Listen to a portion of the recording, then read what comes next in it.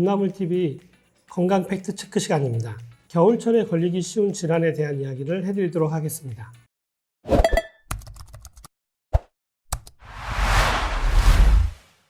첫 번째로 감기입니다. 감기가 걸리는 가장 큰 원인 중에 하나는 추워서 감기에 걸린다 이렇게 알고 계신 분들이 굉장히 많으시더라고요. 감기가 걸리는 가장 큰 이유는 온도차 때문에 생기는 겁니다. 온도차가 급격하게 많이 나게 되면 면역력이 급격하게 떨어지게 되고 그로 인해서 감기가 걸리기가 쉬워지는 거죠. 여름철에도 감기에 자주 걸리는 사람들이 있습니다. 바깥 온도는 굉장히 높은데 실내는 에어컨을 틀어서 굉장히 낮기 때문에 그래요.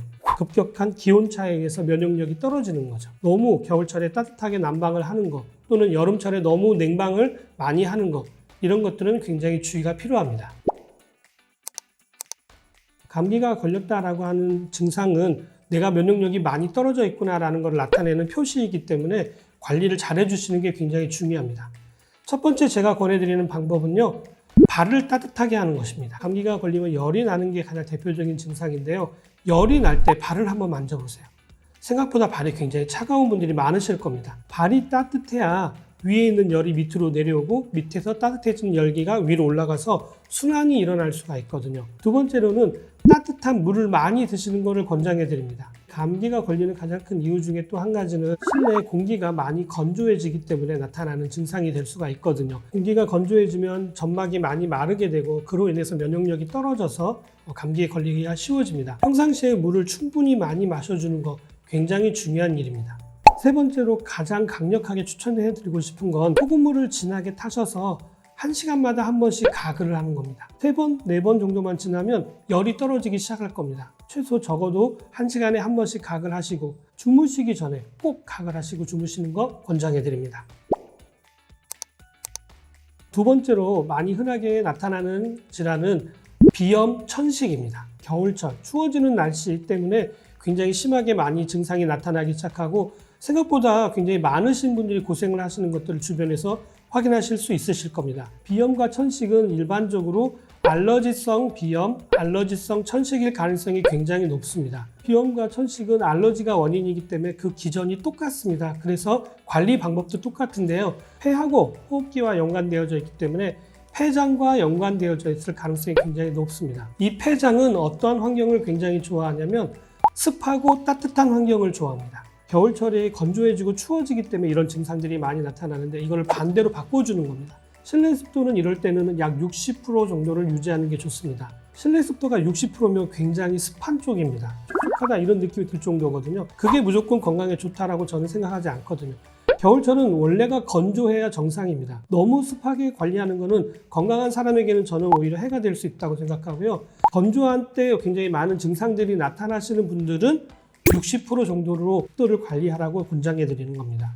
저녁이 되면 더 심하게 나타나는 경우가 많거든요. 그럴 때 막 이제 잔기침을 너무 많이 해서 숨쉬기가 힘들다, 막 기력이 없다 이럴 정도로 굉장히 이런 증상이 심하게 나타나면 빨리 욕조에다가 따뜻한 물을 담궈 놓고 목욕을 하시기를 권장해 드립니다. 목욕이 어려우시다면 반신욕도 괜찮고요.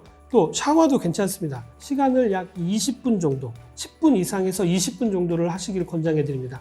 그러면 언제 기침이 나오냐 할 정도로 기가 막히게 기침이 멈추기 시작합니다. 폐장은 따뜻하고 습한 환경을 아주 좋아하기 때문에 그렇습니다.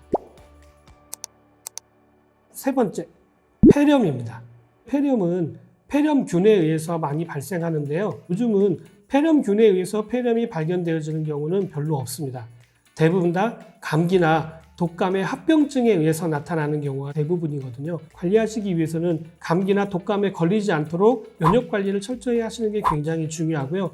혹시 폐렴에 걸렸다라고 한다면 빨리 병원에 가셔야 합니다. 왜냐하면 이 폐렴은 위험하기 때문에 사망에 이를 수 있거든요.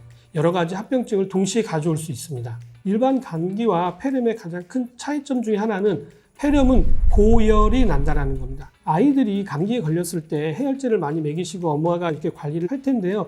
해열제를 먹였음에도 불구하고 열이 잘 떨어지지 않는다 하실 때는 계속 해열제만 먹이실 게 아니라 빨리 아이를 데리고 병원에 가셔서 검진을 받아보실 필요가 있습니다.